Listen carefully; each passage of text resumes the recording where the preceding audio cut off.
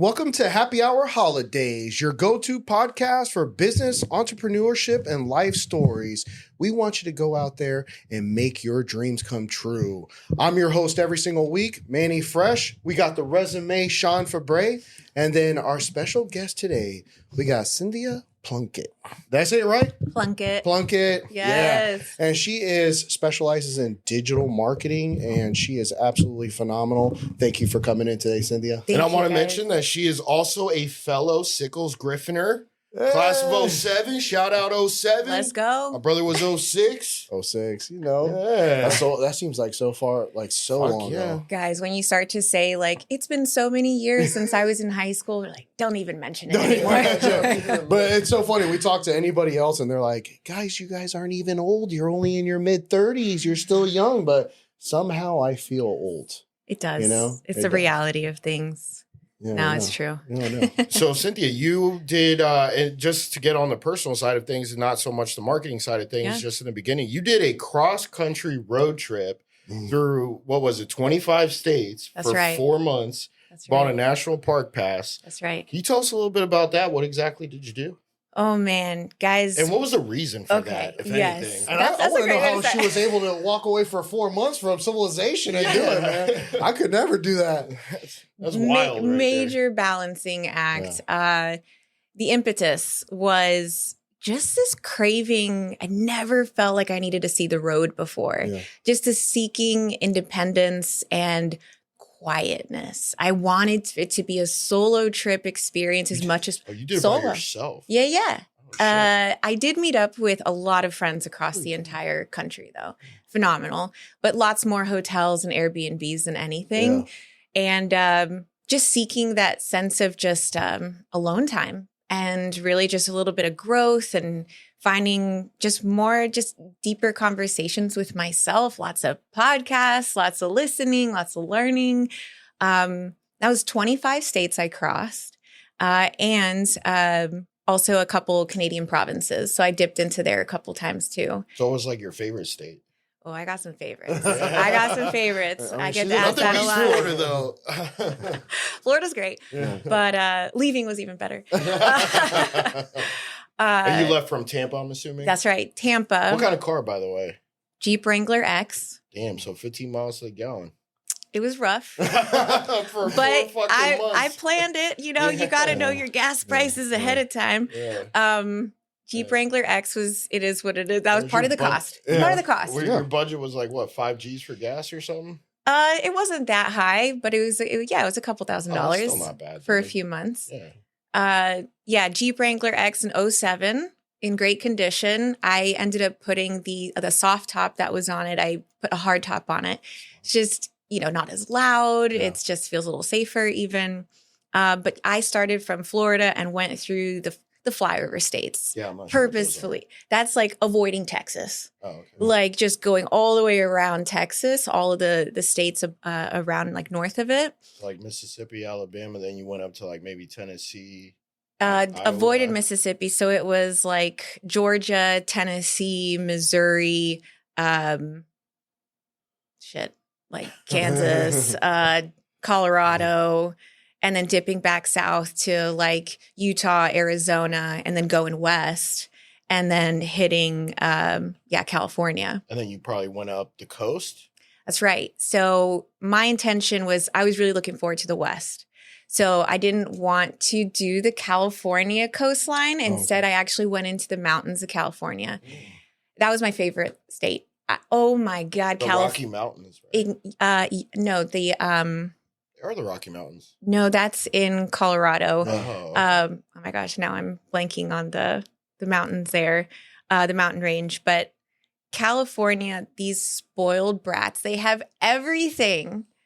California, ocean, the the beaches, the mountains. ocean, Yeah. cliffside views, incredible national parks, even the desert, even further south. I got to see the Joshua Tree National Park, got to see Sequoia National Park, Yosemite National Park, as many as I could dip into. There's so many more there, but I decided to stay on the mountain range side, and it was just phenomenal, beautiful.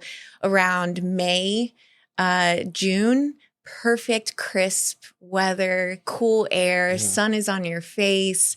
And it is the most enjoyable time of year to go out west. So it was beautiful. I think that, I mean, we've done some road trips and I feel like, you know, you come up with ideas, you know, and it is a lot of growth within yourself when you do trips.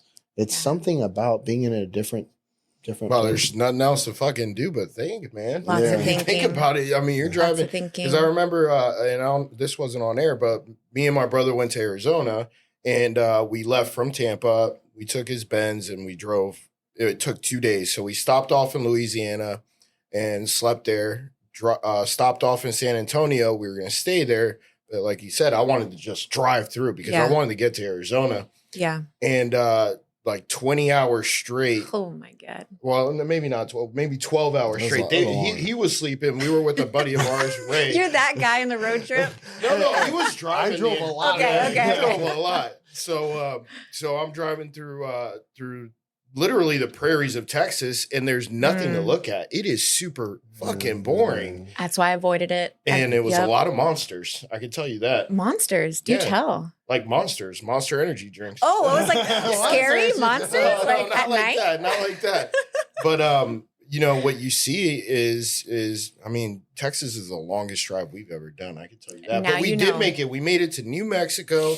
And at that point, I wasn't driving anymore because once we pass El Paso, I pull over. I start swerving just from tiredness. And I'm like, bro, you got to drive. And I go to sleep. It's nighttime. I've never seen the desert in my life. I wake up to the sunrise in this, what looks like Mars, foreign land. And to me, that was the coolest aspect of the road trip, was seeing something you've never seen before. Completely open, desolate area. Well, I mean, it's desolate, but there's, you know, the red mountains out there. Yes. It looks super cool. And they pop out of nowhere. It's beautiful out west. It really is. I would try to move out west, but I have too much family here that I would miss them. So it's great to visit. So then you have to drive all the way to the West Coast, or not have to, you wanted to, which means you got to drive home. That's right. And that was the halfway point by the time I was in Northern California, basically, getting there. Favorite part was in California, that in the California Nevada border was Lake Tahoe. Did you go to Alaska? No, I didn't go to Alaska. That was too far. I didn't want to do it. Lake Tahoe, the same feeling. It was like Memorial Day weekend last year. Summer is erupting. Everyone's in a great mood. Again, perfect weather. Taking a bike ride along Lake Tahoe. Took a little ferry ride. You're sipping perfectly crisp wine, enjoying the views. Tourists are just in great moods, and it was a wonderful feeling. When you were doing this stuff? In the places you were allowed to buy, I bought. In Scottsdale, I had a good time. Did you go to Vegas? No, didn't care for it. No, Yeah, but the Hoover Dam is right there. Yeah, I mean, this country has so many incredible places. Yeah. That's what I realized. You can't see it all. Yeah. You just can't. And you have to be okay with just saying, next time. You could be on the road for months, if not years, to see this amazing country. We have so much to offer, and I implore anyone to consider a road trip to just try it. Now, do it. Did you make friends when you were at these places? Because you were by yourself. You didn't just spend all your time by yourself, right? Right. And I got to lay it out. I was working full time during it, which is probably the most aggressive thing about this. Working full time remotely was dedicating 9 to 5, sitting down on the computer and then timing things out when I could drive and in what places I wanted to stay. Some states were like, let me just get out of here. Kansas? Just let me get out of here. Let me get Kansas. That's right. That's right. That's a good question. That's exactly why I didn't stay. And so then the weekends that I wanted to stay longer, there were times to meet people. You know, I was intentional in some places. The right cities I felt like were comfortable enough, inclusive of Lake Tahoe area, like incredible people from California all over there just visiting, so friendly.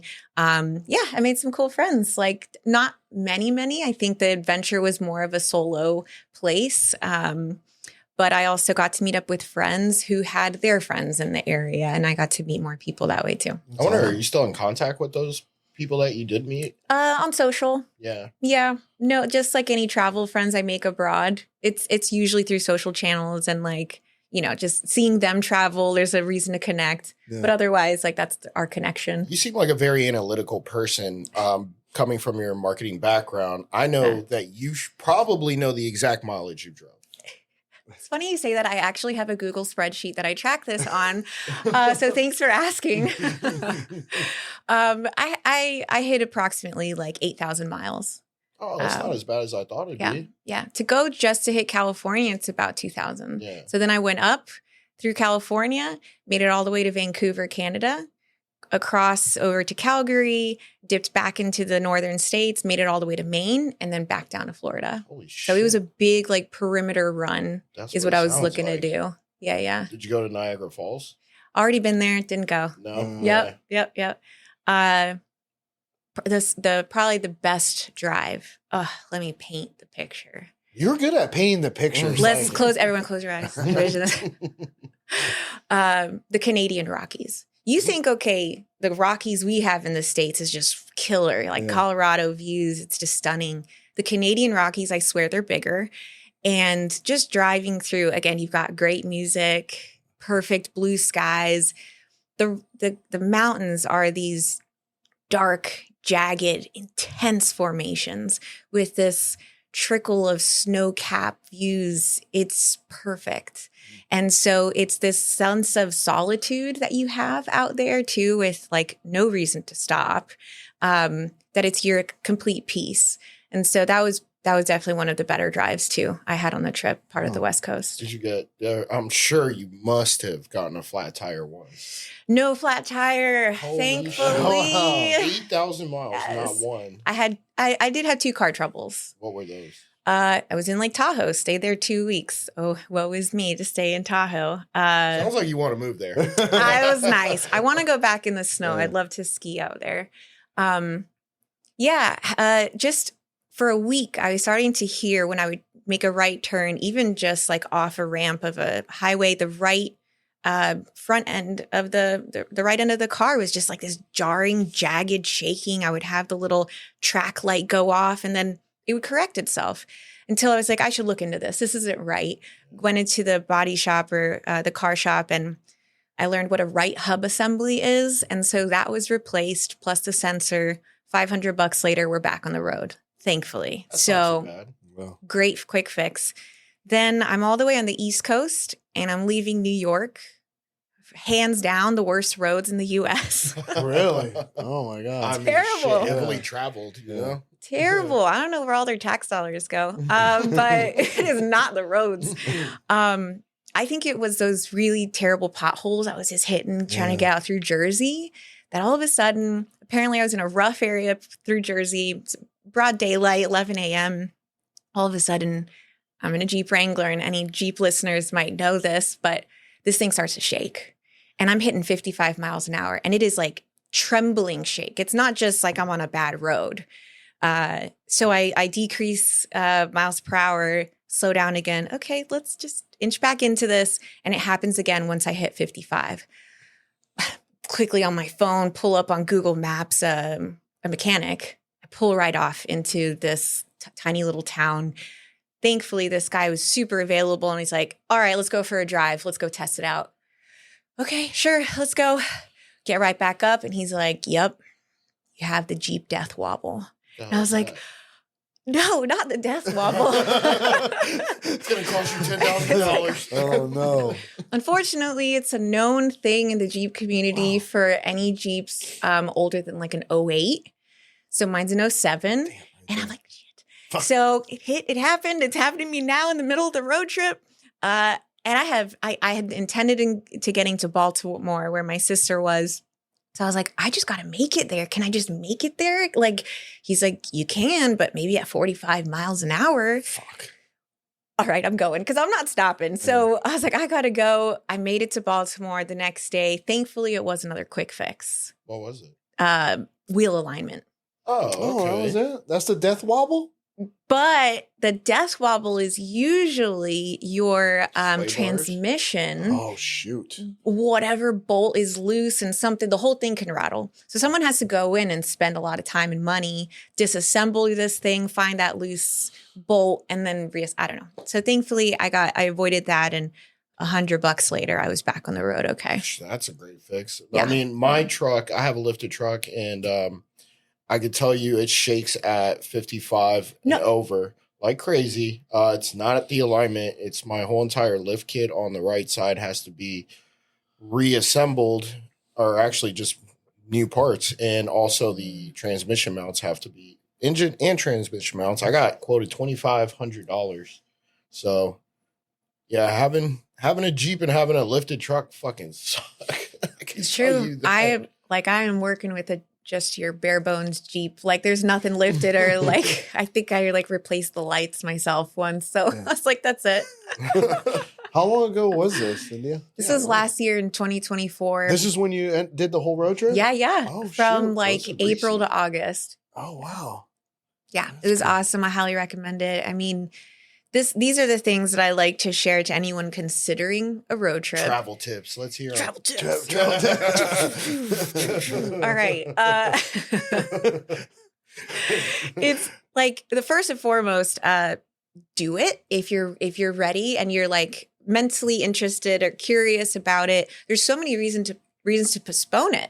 You're in a comfortable place, most likely. You have a place that you're currently living in, and you have a car. So you could go anytime, but there's a lot of reasons not to do it. As a planner and yes, an analytical person, like just being maybe even just over prepared, for me, it started with a spreadsheet. And it's like, I know my limitations in my case are working full time. So I have a dedicated time I need to be sitting at the computer, and I have X amount of time I can be on the road. And my hard and fast rule for the road trip was no night driving. Oh, Single female on the road. I know. Guys, it was tough. So let's say most of the East Coast hours, I could drive maybe like 2 hours at a time after work. Let's say you get off at 5 every time, 5 o'clock Eastern. So about 2 hours or so, the sun is setting. You know, it's summertime hours. Days are a little longer. But as I kept going west, I would get off work earlier, and then I would have even more time before the sunset. So I'm able to drive a little further once I'm out west, because I'm wrapping up work now at 2 p.m. out in California. So I've got more time to like explore and maybe cover more ground. But my planning was in a spreadsheet as just what are some cities I also want to see. So, okay, from Tampa to Gainesville, from Gainesville, all right, I'm going to use this weekend to get to Atlanta. So there's my 5-hour drive, and then bucket it that way. So that was one aspect of planning a road trip that I would say try to map some of it out, with a big disclaimer: don't plan everything out. Do not leave room for error. Leave room to just say, you know what, I love it here, or I have car troubles, I need to stay, or I want to stay. Things like that. I would say that was on the road too. There's always a hotel. Yeah. There's always a hotel. I booked a lot of places the day before. It's like, all right, motels. Ooh, do I have a story? I forgot about this. I thought I could brave a Motel 6 in Kansas. She hates this state. She hates this state. No, ma'am. No, ma'am. No. It was $50. And I was like, oh, I'm going to save so much money. I'm so frugal. Look at me. And walked right in. It reeked like cigarettes. The guy at the counter is sketch. He takes me to my room. I pass another room with a door wide open. It smells like food. I get in and I'm like, is this survivable? Yes. You can live through this. Was there cockroaches? There were stains. There were things broken. There was a bug, like a dead bug, in the bathroom. And you don't know exactly. I checked a lot every time I would go into hotels. So I go down to the front desk guy. I'm like, I'm sorry, I can't stay here. I don't feel safe. I don't feel comfortable. I used all the trigger words. I was like, I gotta go. And I spent $100 more to go to like just a kind of like your middle tier, Yeah. not even a high tier, whatever they had in Kansas available. Probably a Hampton Inn. Did he give you? Something like Did he that, give you yeah. your money back? Yeah. Oh, he did. Oh, he was. Oh, always that's nice. It was good. Yeah, because It he was could have been good. like, nah. Yeah. And if he did it, $50 Yeah, for a that's lesson all right. learned, Yeah. I guess. Yeah, not many motels. So I'm assuming there had to have been just one night where you had to sleep in your car. No, sir. Damn, no, she planned it out. sir. All the way Here's through. a difference. Look at you guys compared to me in size. Mhm. Y'all can protect yourself Yeah. on the road at night. You're fine. Like the advice to any single female listening is you're still the single female in the room. There is still just, you have a worse off chance of, something happening to you in an unprotected space. So no car sleeping. No? It was like did you have a gun or a knife or anything? Great question. Did I carry? Did Yeah. I bring anything with me? Highly tempted to bring a weapon some with me. States don't allow you to. Exactly. Not even pepper spray. That Pepper is spray fine. You could. Oh, yeah. Yeah. But a gun. Did quick searches, all kinds Yeah. of forums with gun Yeah. owners and like kind of You expressing. could go to jail in some states just by having one in your car because there's no reciprocity in gun laws between states. That's right. There are some states that have reciprocity, but not a lot of them do. And every state is different on their carry licenses Yeah. and where it can be in the vehicle. So if I have to have it disassembled, locked in a safe in the truck, what is that doing for me for protection anymore? Fingerprints. Hold on. I'll be right back. Sir, please don't mug me yet. Okay, you're gonna get this. I want to ask one question though because Yeah, I yeah. know this one's gonna be a Okay. critical one. Oh, God. What did your Spanish parents say? Ay, mijita, tú estás loca. You're crazy by yourself. You know what could happen to you? Keep going. Keep Yeah. going. Hasn't ended even yet. I was just thinking, I was like, oh my gosh, they must have been like, oh, tú estás loca. You're right, man. You're right. Right? They're It was like mortified. that, They right? hated it. Well, yeah. Every time before you left, it was probably same thing. Are you sure? Are you sure? Are you sure? Why don't you just go to Orlando? Why don't you just fly? Yeah, well, Are you yeah. sure? Are you sure? Do you need to? But why? Why so long? Well, are you sure? But it's okay. You don't have to. Yeah. Just know you can always you can call me and I'll fly right and get you. It was like that. That's like the I'm gonna mom talking save right you. there. It was my mom. Yeah. It was for sure my mom. Your dad was a little worried, or was it? Proud and did. excited, Yeah, but certainly yeah, everyone yeah. got a check in. And in Yeah. fact, I had my phone, like find my phone on an iPhone, Okay, like so that's so the smart, family yeah. knew where I was. That's good. And in fact, the stretch through Colorado, and I was dipping over to Arizona, lost service, and it was a long day. Oh, It was yeah. one of my favorite drives, actually, quiet and peace. 8-hour drive that I did. I lost service, and so my tracker went offline for a bit. I didn't make it to the hotel before sundown. It was like right as the sun was hitting or just past, so it was just getting dark. Page, Arizona is where I was getting. I had in my spreadsheet that was shared with my family where I was going in each city. I even had the hotels and Airbnbs. I had everything for a family member not to be worried that I'm going here. That because I was offline and it had been late, my mom calls the hotel. And hold that thought right there. We will be right back with her story. We are all intrigued. Thank you. Like, comment, and subscribe. And thank you to all the fans out there that listen to us. We'll be right back. All right, guys. And we're back with Happy Hour Holidays. And I know you were probably on the edge of your chair to what happens next. Cynthia, hit it. My mom called the hotel to see if I had made it. Oh my gosh. It's like 8 p.m. I still don't really have great service. I have to connect to the hotel Wi-Fi. So I'm still like 30 minutes into checking in without connection. I finally see the missed messages, the missed voicemail. And then I'm just, yeah, guys, I made it. I'm fine. And I had to just dip back out and get some groceries. So I come back in. I'm talking to front desk lady, and she's like, a lady called for you. I was like, oh my God, that was my mom. It wasn't more than beyond that. And I was like, Mommy, don't call. Like, what are you doing? So it was thoroughly embarrassing being a 35-year-old female. And you're like, thanks, Mom. I love you. I mean, at the same time, that's also reassuring that your parents do actually care that, 100%. hey, did she actually make it? Because 100%. let's say you didn't make it.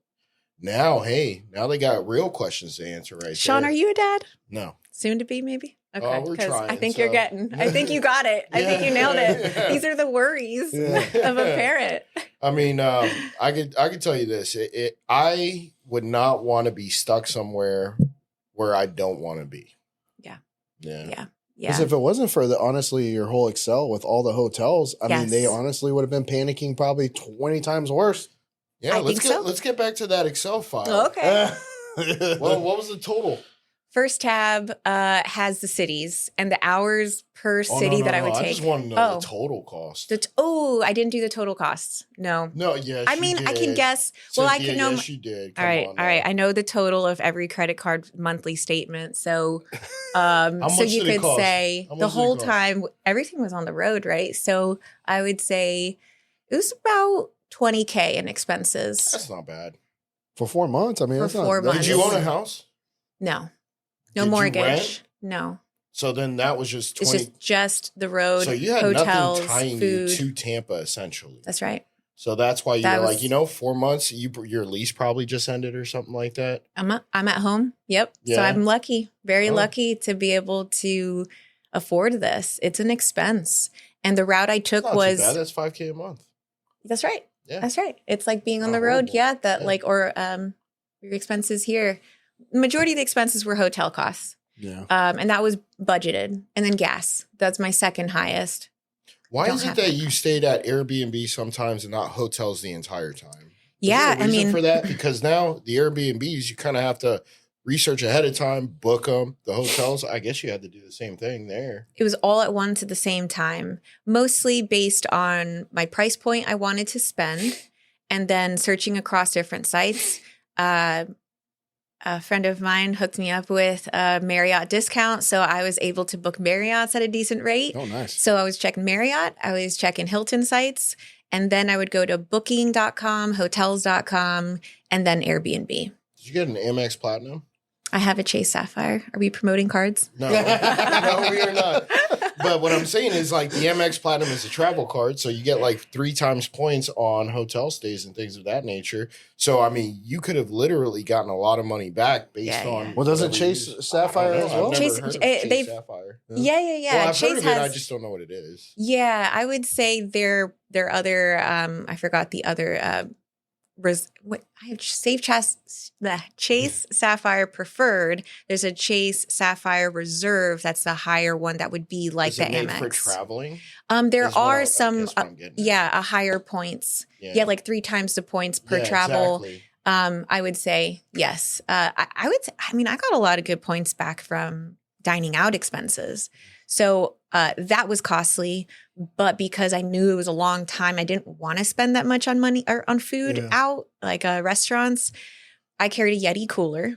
My Yeti cooler was sufficient for like the 5-hour road trip or the time span, so that it could keep some of a couple meals cold.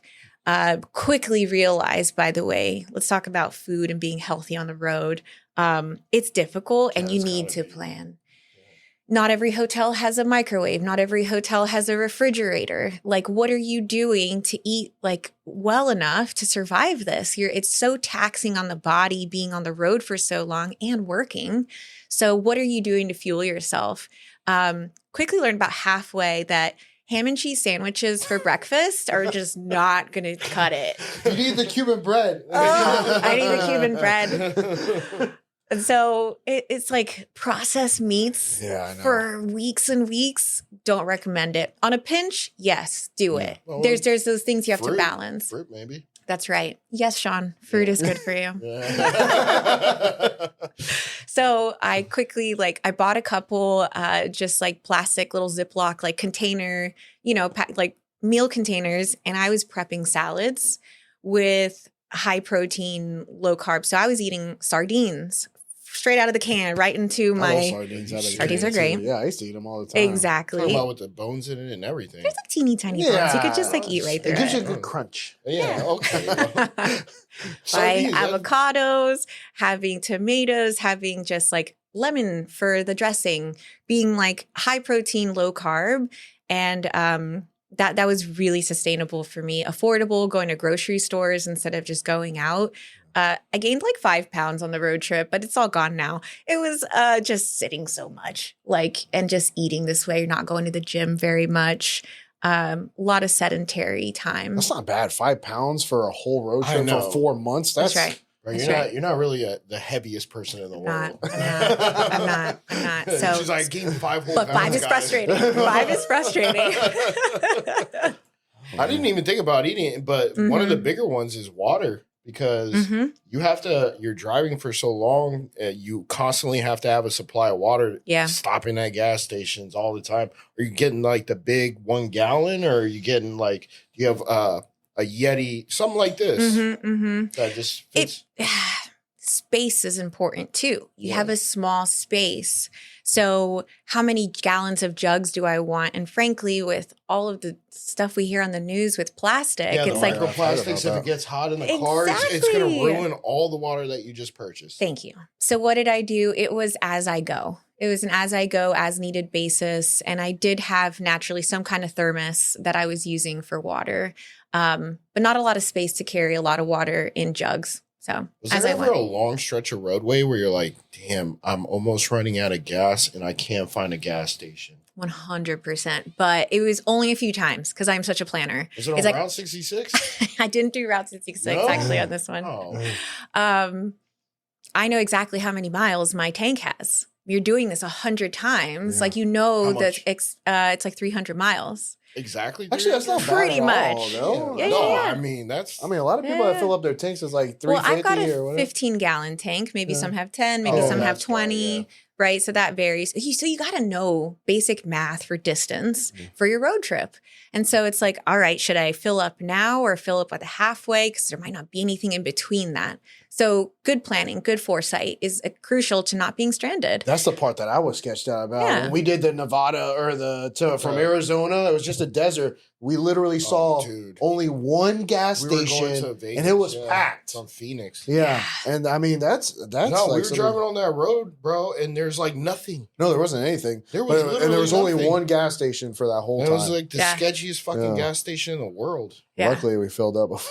So I was like, well, it was like you said. I mean, it was just that thinking throughout that whole thing was just awesome. You know, to plug to the females that are considering this, that was just spur of the moment. like being prepared is also about being conscious of your safety if you're going to do this on your own. Did you at least have a knife or something? I had a couple different cans of mace. Did you get bear mace? I actually had a dog mace that a girlfriend in Vancouver just like pitched to me. She's like, I got an extra one. You need it? This would be great on humans. Yes, I'll take it. And regret not buying the bear mace when I was a girlfriend. Stop a bear, it could stop anything. Ooh, yes. Yeah. A girlfriend in Wyoming offered it, and I should have taken her up on it. But bear mace is huge. It's like it's the size of a water bottle. So yes, I carried a few little pieces. A lot of it. That's true. It'll go far. But I would say personal safety is something that what I've learned is I've taken some self-defense classes even ahead of the road trip. Just self-defense classes for females is not about how hard you could hit or where you can hit. It's about the first step is all about awareness and knowing in a sketchy place or circumstance, eyes up, hands available, like not on your phone and distracted. So being conscious of where are the situations that I'm most concerned about being on my own and potentially being attacked. Mine was the gas station. So that's my personal I think it's sketchy. There's always all kinds of characters. And so just being available, being present was the first step. Learning in my self-defense classes, plug to Weapon Brand. They're a local company here. What? Weapon Brand. That's what they're called? That's what they're called. Brand? Weaponbrand.com. Oh, cool. Yeah. They're Check them out, guys. Check them out. Was like really critical to learn about, sure, some of the physical stuff. How are you going to do if someone's got a knife, someone's got a gun, where you can push them back. And essentially critical step number one is how are you going to run away? How are you getting out? The throat chop? No. That's literally kick in the crotch, scratch. Thank you. It's true. Actually, it's That's a lot the of first tug, thing a you lot of should pull. do. It's a lot of, yes, it's anything. Kick through. That's literally what it is. Kick through. It's anything to save your life. Yeah. Because this is someone Eyes, who has the throat, intention of crotch. hurting you and harming you in some way. your number one priority is to get home back to your family and be safe. Unless you had one of these. Unless you had one of those. Excuse me, sir, one moment. Can I reassemble right back? it? All right, come at me. All Real hard. right. What you got? That's what I would add to just the females listening to, or men too. I mean, y'all need to be aware. You can't be distracted on your phone either. So yeah, I don't own a phone. How are the different cultures going through all the different states? Like, you know, you're coming from Florida and you're looking, you know, you're driving through. Is there a culture shock moment where you're like, holy fuck? Yeah. I would say, man, I think Kansas. probably Kansas. No, I'd say you know around how much corn they have out there? they got a lot. Through like our northern, western states, you know, like your Montana, your Kansas, the Dakotas. You went through the Dakotas? One of them. I heard there's nothing in North and South Dakota. Not much. There's Theodore Roosevelt either, right? National Park. I went. Montana was beautiful. Yeah. Holy cow! I dipped back into Montana and specifically nailed it to make it to Bozeman for 4th of July. That was the first time I really had that like, oh my God, awkward, I'm alone moment, because I went to a bar.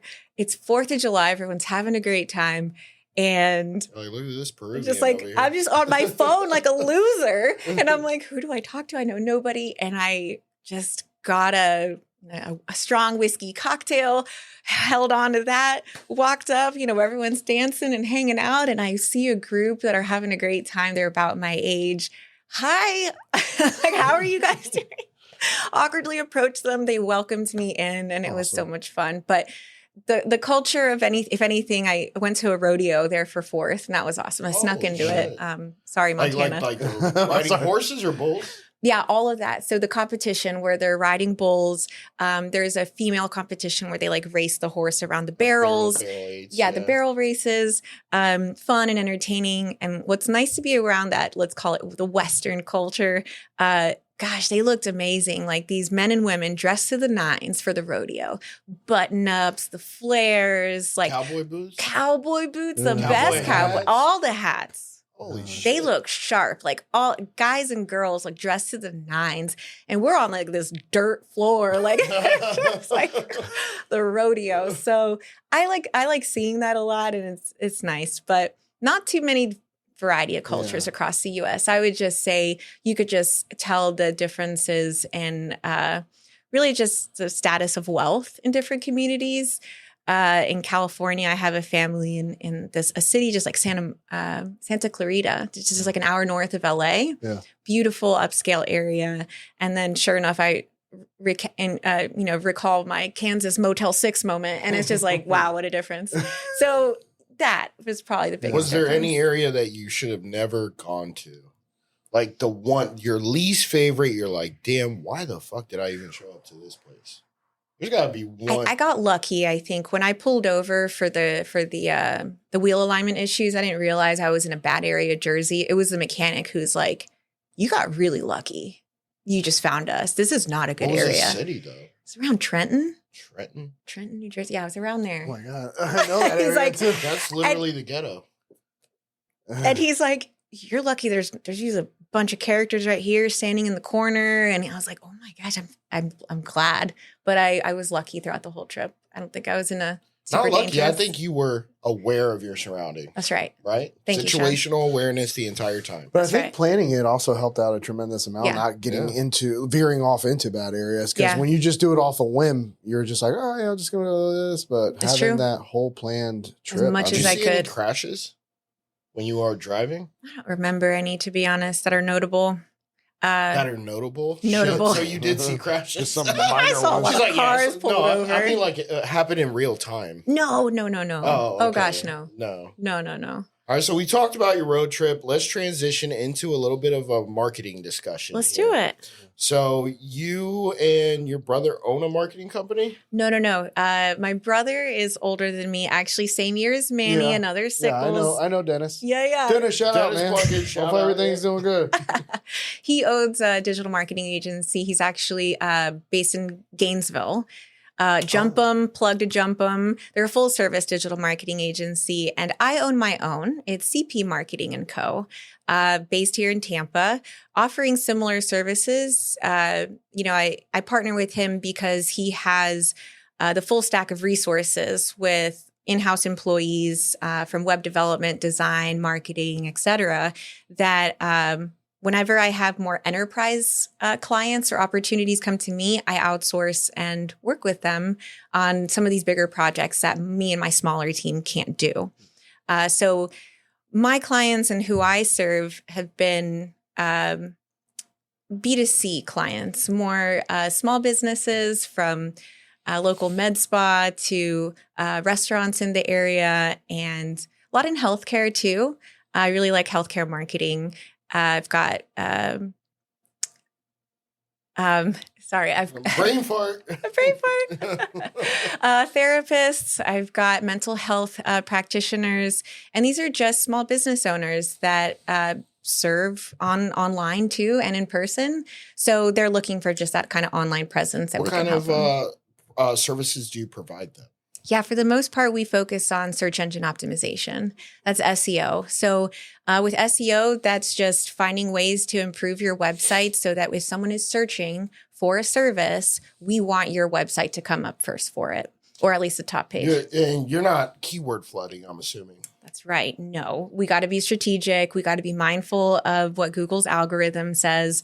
And we can't just be what we call keyword stuffing and just kind of placing it all over a page in hopes that it ranks. So what does help a website rank higher in Google?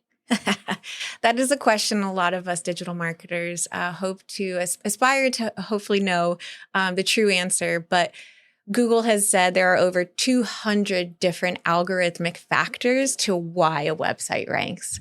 So folks like me in the digital marketing space, we all just kind of speculate. We test, we throw up a few things here and there. A lot of baseline stuff I can give you is technical and then on-page content based. The technical stuff is and really updating. Yeah, that's ongoing for sure, the marketing work. The technical side is, I'm just going to kind of glaze over it, but it's building building a house correctly, the infrastructure of the website, how it's organized, the site's architecture, like H1, H2 tags, that's right, overused, things like that too. That's technical aspects of your content. And then the content on the pages, which include that, plus the keywords, which pages say what, which ones are service pages versus which ones are blogs and articles. That's a pretty key distinguisher. Make sure every single image has all tags. That's right. Do you know marketing? No, I don't. Yes, you do. But this is for the audience. So, yeah, absolutely. Yeah. You're right. I mean, there's a lot of factors that go to it. And like talking to business owners who just want a website and online presence don't need to know all this. So any business owners listening, it is your role to understand the foundation of my website should rank for these terms that I want it to, but you should trust your partners who are digital marketing enthusiasts and experts to get you there. It's really not your role as an owner of a photography business or a healthcare professional to know what are the 200 algorithmic factors for Google. Yeah, well, I mean, and that's why we would want to rely on marketing experts. Now, as well as the technical aspects, what are some of the other ones that you mentioned again? Yeah, the content stuff that we were talking about. Yeah. Yep. There was a third one though. Well, we can bucket it there for now, just kind of the two aspects of like the development of the site and then the content you have on the site. There's external factors too. So things like actually where I started in digital marketing, it's this really, really niche SEO optimization strategy. Say backlinks? Yes. Oh, okay. There you go.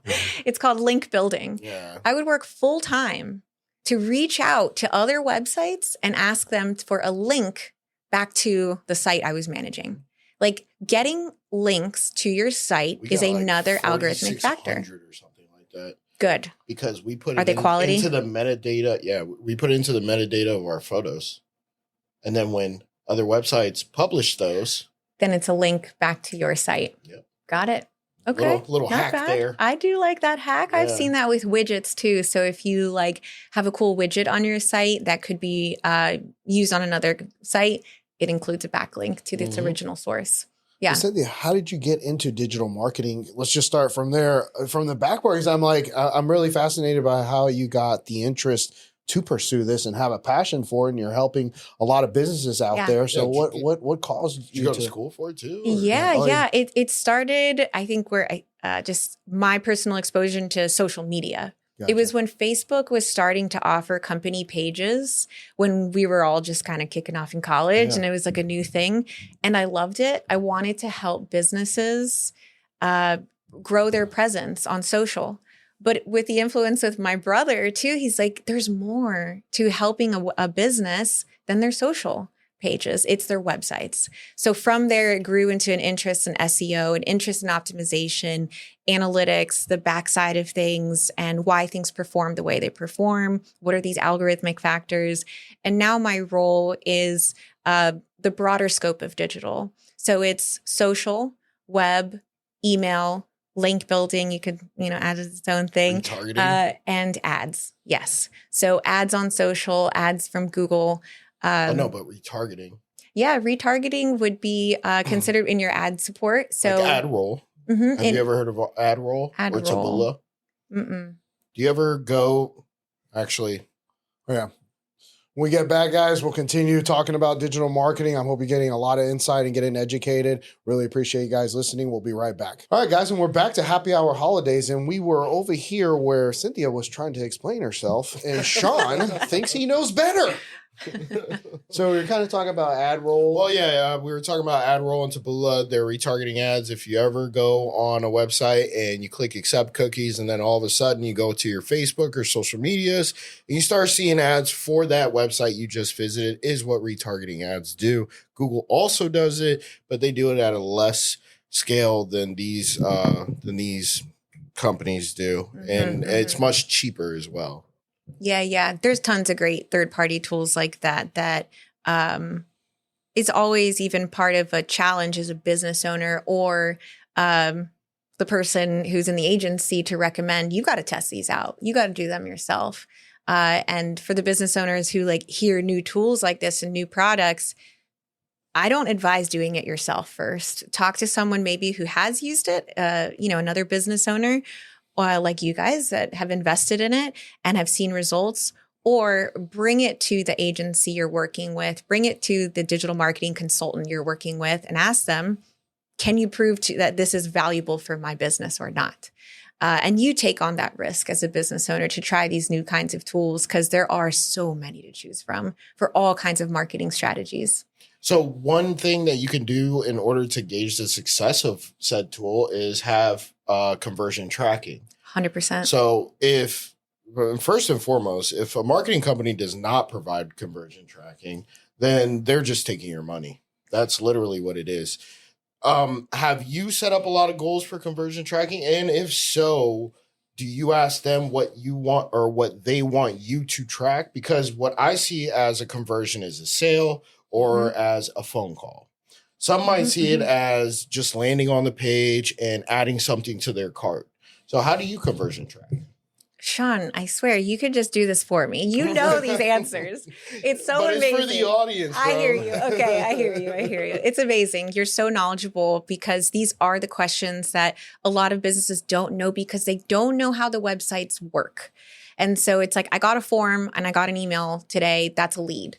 But we can also justify a spectrum of conversions. Talking like top of funnel, right? Well, how you would say, if it's a landing page, if it's a visit to a specific page that has a lot of value and it has done wonders to improve your brand presence, that can be considered a conversion.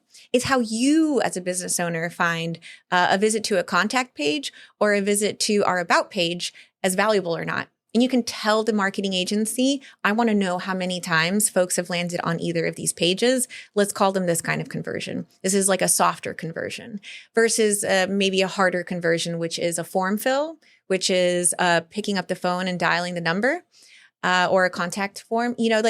Those there you can measure success of campaigns on, I'm getting way too many of the soft conversions and not enough of these hard conversions, however you want to call them. So you need to also plan out and discuss with your digital marketing partner to ask, I want more of these or less of these too, you have control when you are managing ads. Ads are a exciting, part of website like optimization and tracking. It's so like there's so much data. It's immediate. It's really strong ROI in most cases if it's built right. Do you see that a lot of AI has influenced, say, graphic designers to now being pushed out of that space for creating ad creatives? Great question. I'm glad we're talking AI. AI was because I love ChatGPT. I have the 01 Pro mode. Well, for designers, that's what it's called, the ChatGPT 01 Pro mode. I paid $200 a month for it. Oh dear, no, I'm not paying that. Yeah, my designers. You should see what it does. My designers can still design. I'm paying them just fine.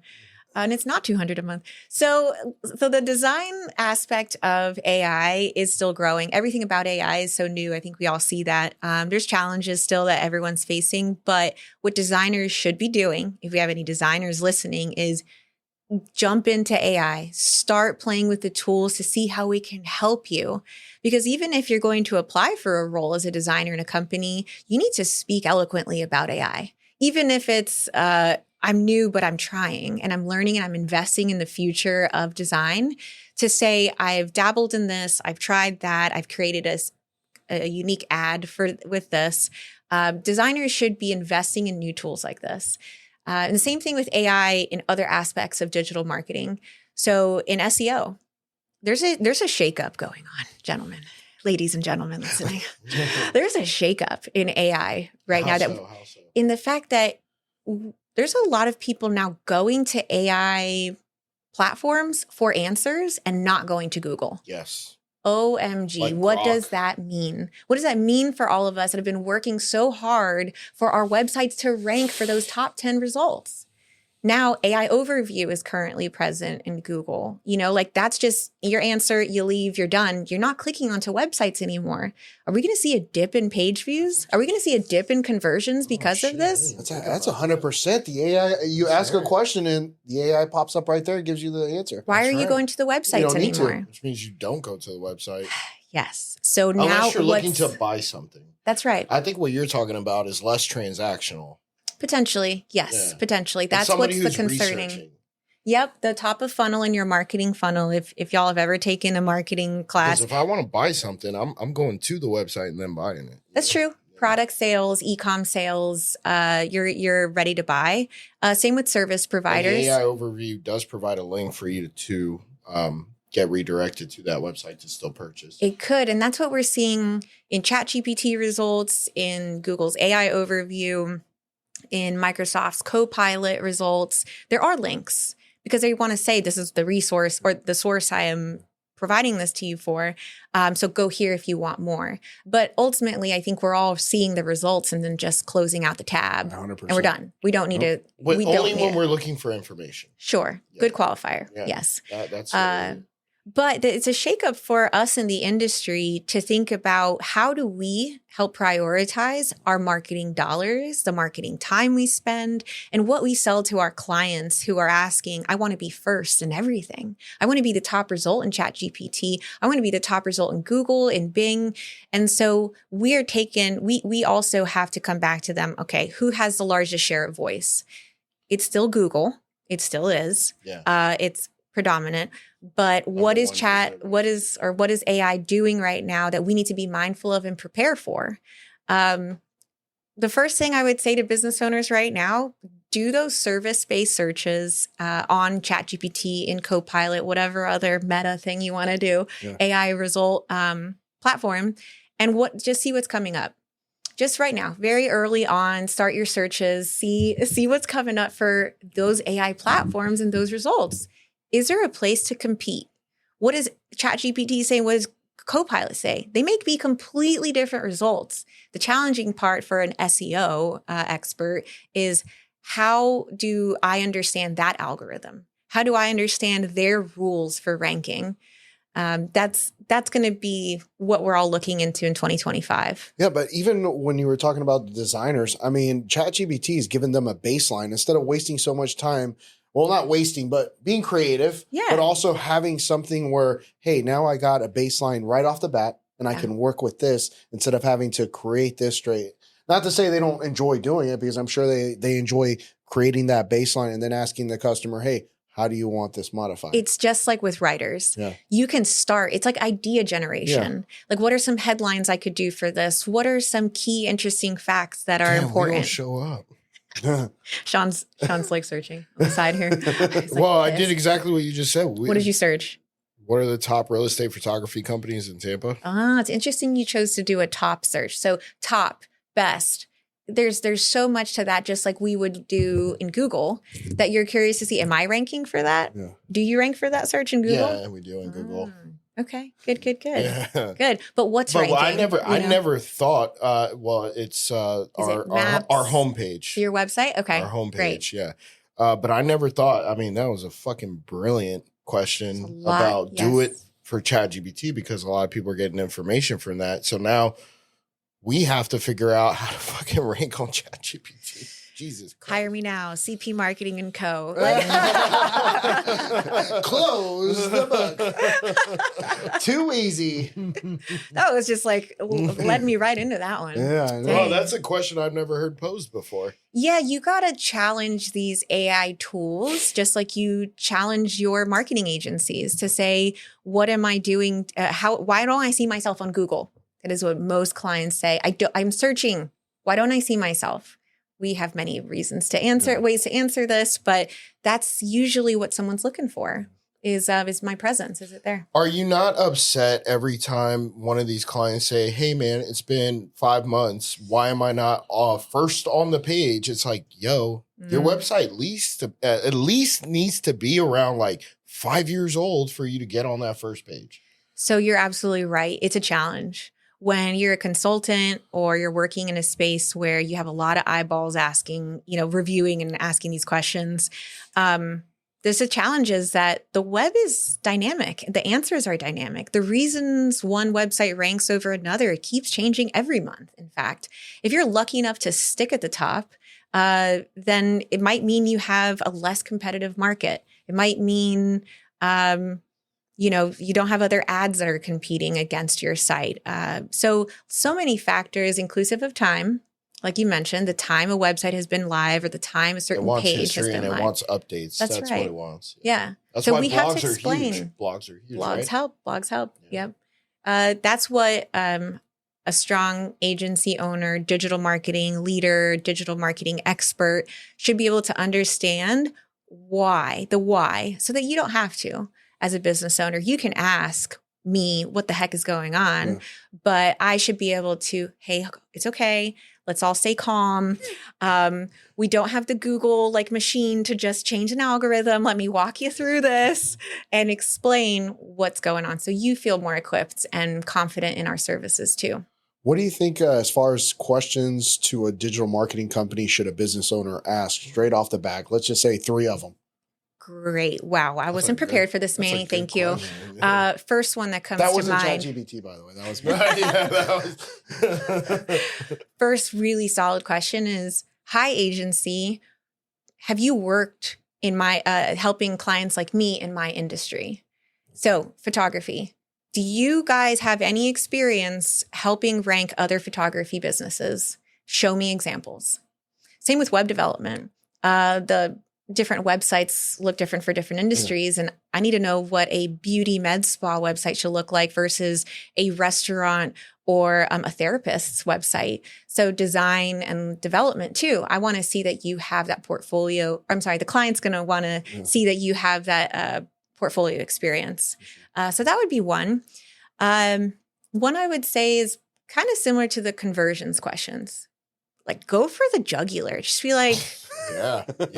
How do you track conversions? And how can just stop them? Yeah, stop them in the track so that someone in the agency should be like, great question, or I don't know. They need to be able to express, we track conversions this way on your website. As an e-com site, this is exactly how we're going to do it. As a service-based website, this is how we would do it. And so there should be solid answers for that. There should be no ifs, ands, and ums. Because through Google Analytics, you literally can track the entire progression of a customer. That's right. That's right. potential customer. Yeah. That's why the website is so powerful to track so much and report so much. And there's a lot of insights there. Even Facebook Pixel does it. Yeah. All the fucking social media. All the social pixels. As long as it's set up correctly. You got conversions set up. So what was the third question that a business owner should ask them?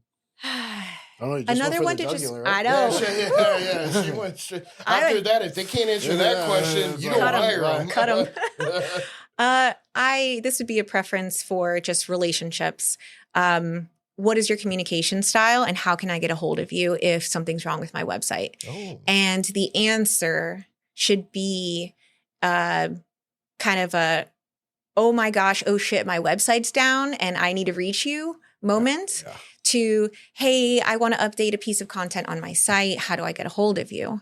So your agency owner, a prospective agency, should be able to answer, you have either my cell phone number to answer, call me after hours, or I have a helpline after hours, or hey, here is my email that reaches your direct account manager should there be content edits. So good spectrum of tier 1 to tier 3, like critical mass moments that you want to get a hold of your agency when potentially one of your most valuable digital assets, it has a problem. That's absolutely right. What about at like 3 a.m. in the morning? You give them the reality check. You give them the reality check that I'm sorry that your website is going to be down at these hours. But who's actually going on the website? But there's two options. You could. That's one part of it is the reality check of there's nobody on your website, thankfully. And we've seen in your data that nobody is online. So we're confident that we can come back to this at 8 a.m. Or if you'd like a little bit off hours, we're talking 6 a.m., it's going to cost you this much for my team to be available at these hours. Or hire a VA, right?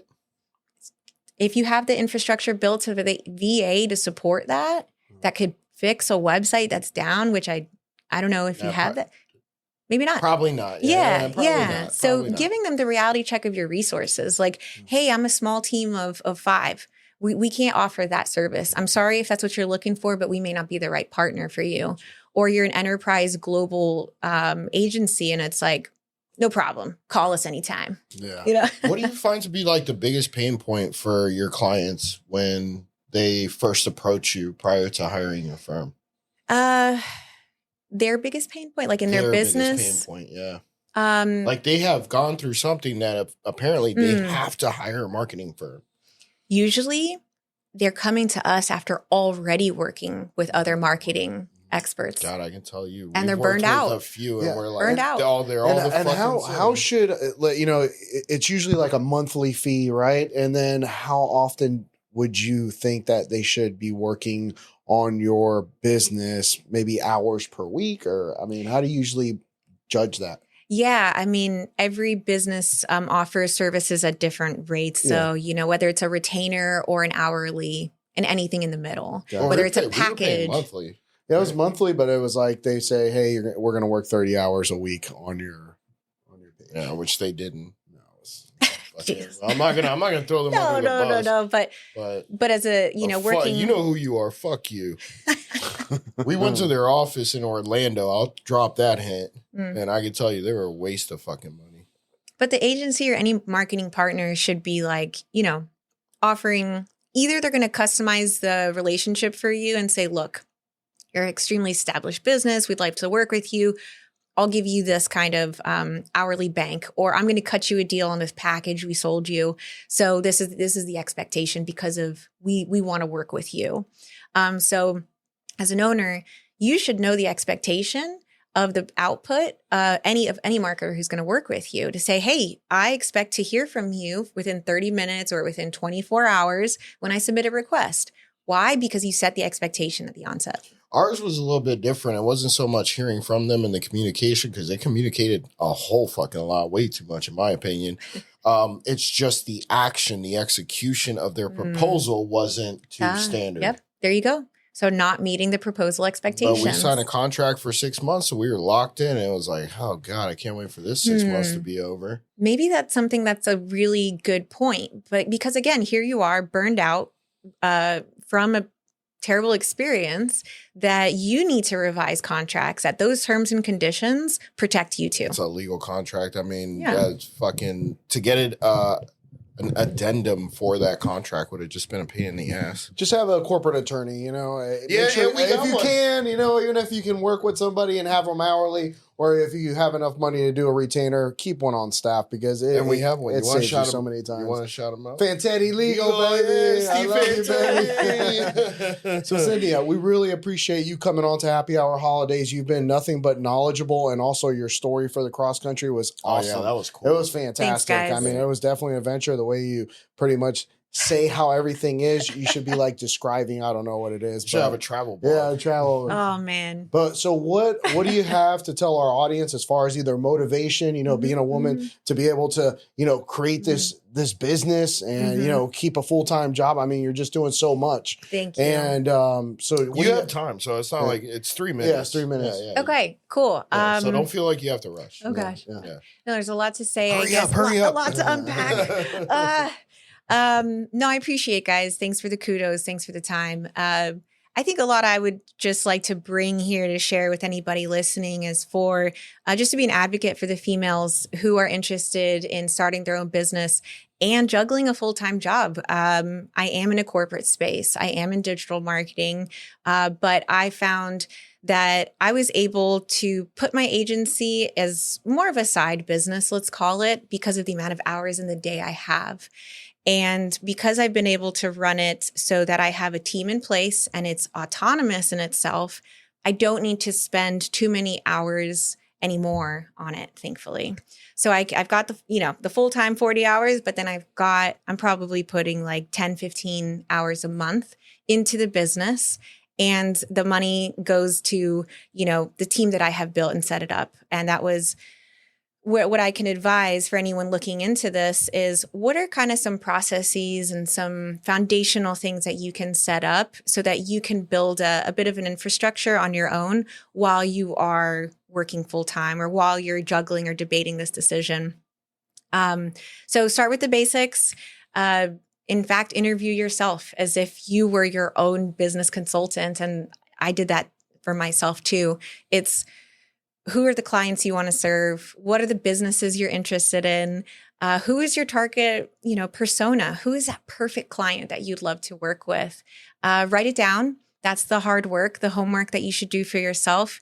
And that is something you can definitely do after hours, after you log off of job number 1 and open up the laptop for job number 2. Second would be, there are many, many resources out there that there are many women who are in your position too. Local plugs to some Facebook groups that have helped me are St. Pete Girl Bosses. These gals have exploded on Facebook groups. I was there on the early years when they got started in like 2018, 2019, and now it's skyrocketed to women across the Tampa Bay area who are entrepreneurs. Same with women in tech and entrepreneurship. This team of women who are just exploding across Florida, also just resources. So meet others who are just trying to connect with you too and or trying to grow their business too and connect with them. So those would be some options to start off the bat, spending some time on your own to balance things first, and then outreach, finding others who inspire you too. That's as well said as you can say, Cynthia. Yes. Thank you again so much for being on our podcast. We enjoyed the whole journey of everything. You've been a plum pleasing pleasure. Oh dear. To quote Les Brown. So appreciate everybody listening to Happy Hour Holidays. Keep tuning in. We're trying to educate you, motivate you to go out there and make your dreams come true. Like, comment, and subscribe, and we'll see you later. Peace out. Peace.